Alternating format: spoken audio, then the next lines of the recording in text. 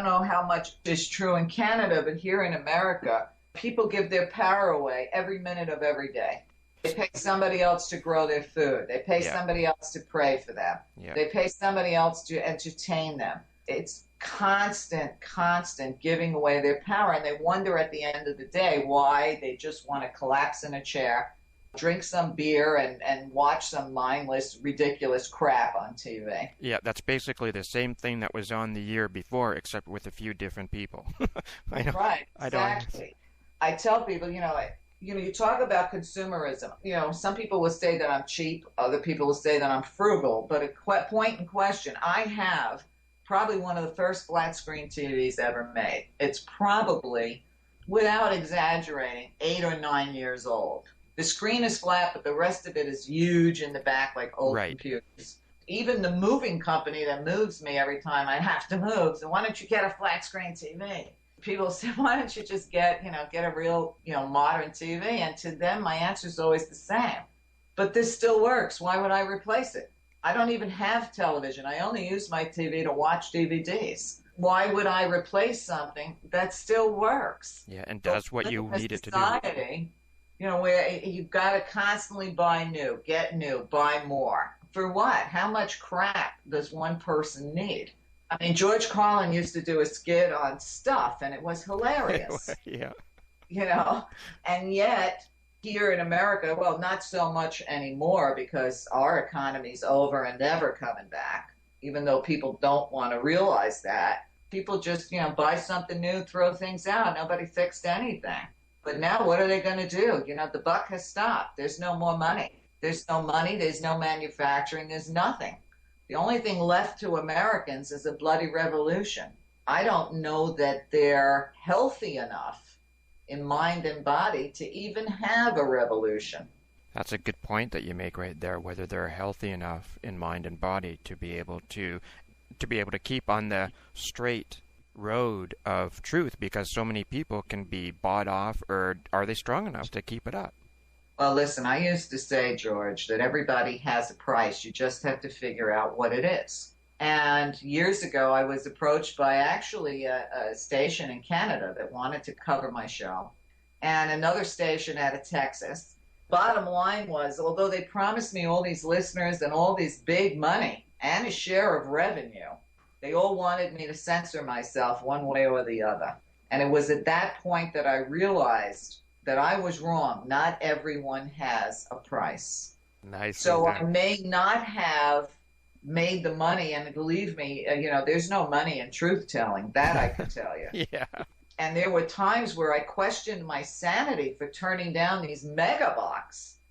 But I also knew that there was no way I could do that. There was no way. You would have to kill me first. Yeah. I mean, my integrity comes first and foremost. I have listeners that have been with my show since the beginning. Yeah. And one thing they say is you're always consistent. What you said 10 years ago, you say today. Yeah. Where everybody else, you see it, they're wishy-washy. The latest bandwagon, they're on it. Yeah. To me, there's only one truth. Truth doesn't change. No matter how you tune it up, put different bodies on it, the truth is the truth. And for me, I also looked at it as truth will always outlive illusion, because the foundation is so much stronger than a foundation built on illusion.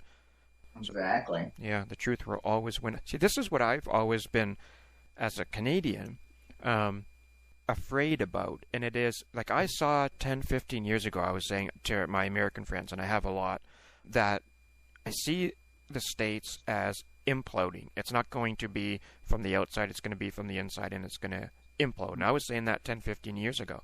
And right. My fear was whether or not Canada was going to be taken along for the ride.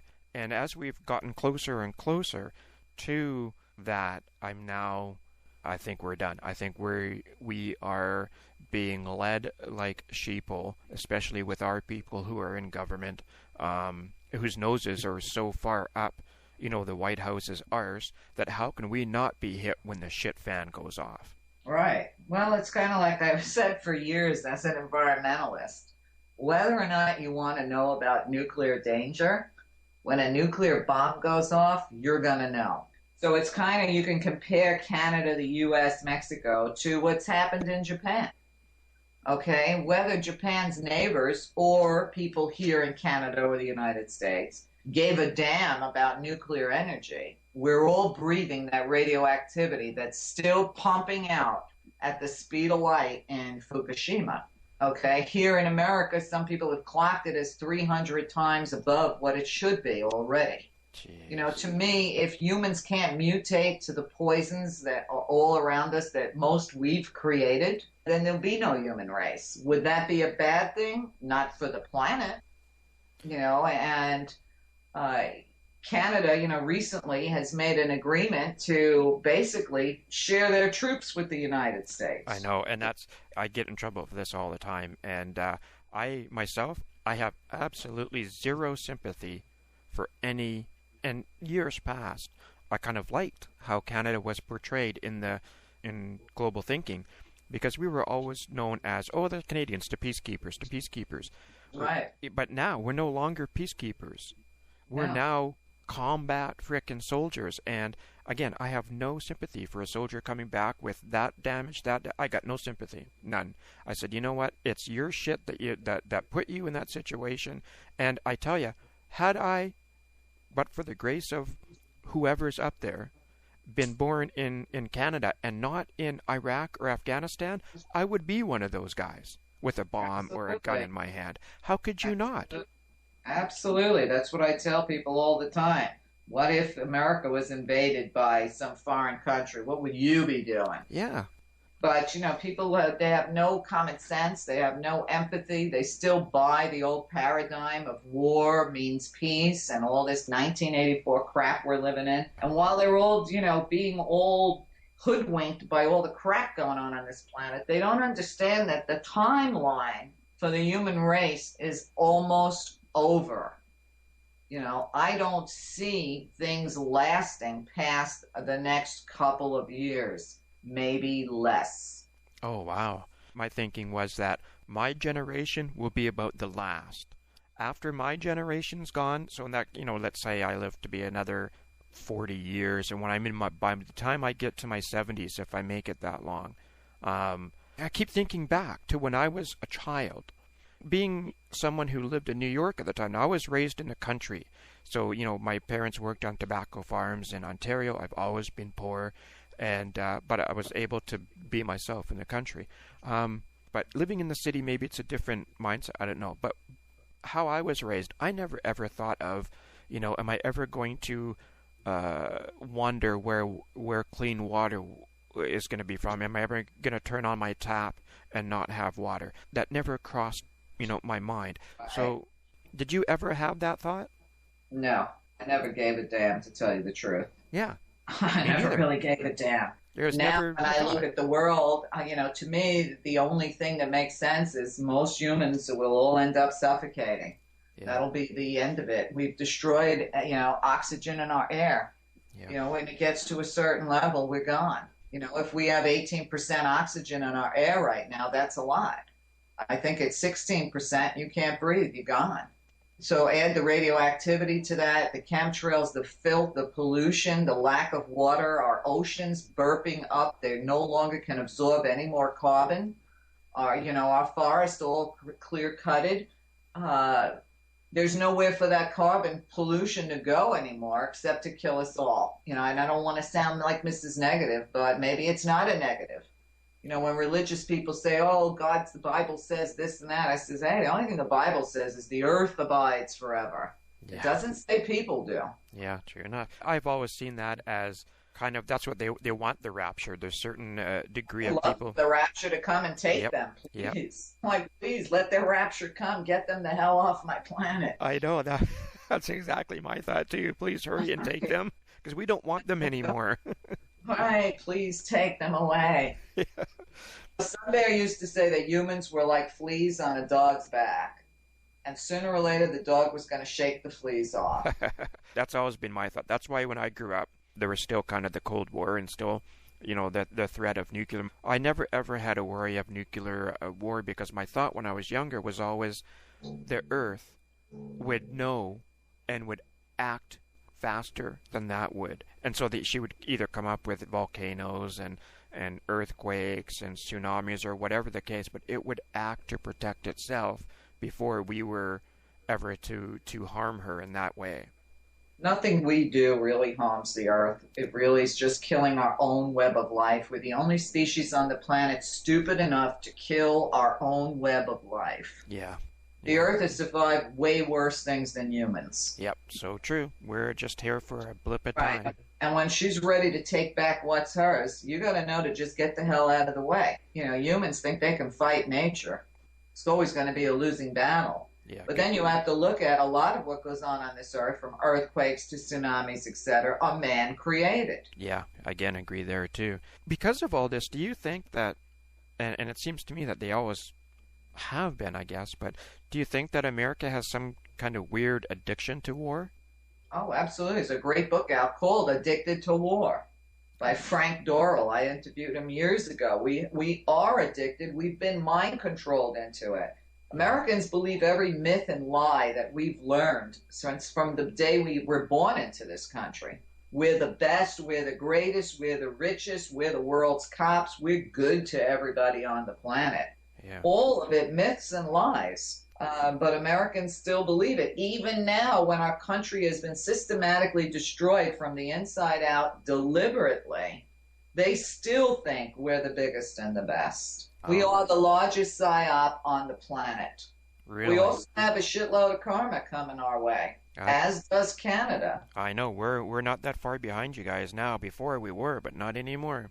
Well, but you think about it, you know, America was founded by the genocide of 12 million Native Americans. So was Canada. Yeah, true enough. But you're right, it still was the same thing. Your Indians are still being treated like shit, just like they are here. Yep, true enough. On certain They're places. getting reparations now for what the church did to the Aboriginals in Canada hundreds of years ago. Yeah, oh yeah, I should have been. You know, what goes around comes around. Yeah. You know what I'm saying? Yep. Sooner or later, our shores will be invaded. What will happen then? Maybe that's what it needs. Well, could very well be. But it might come, instead of the form of a soldier, it might come in the form of the east and west coast sinking a few hundred feet. Right, or the country splitting in half, which could be also another reality. You know, we're living at a time where the normal pattern for Earth every 26,000 years is a polar flip. It's already happening, okay? And people still want to ignore it. And when the poles flip, you know, land goes down, water comes up, you know, all that stuff, everything reverses itself. I'm reading an excellent book that was banned, but written in 1950, Worlds in Collision, where it's a full description of what happened the last time this 26,000 year period came around.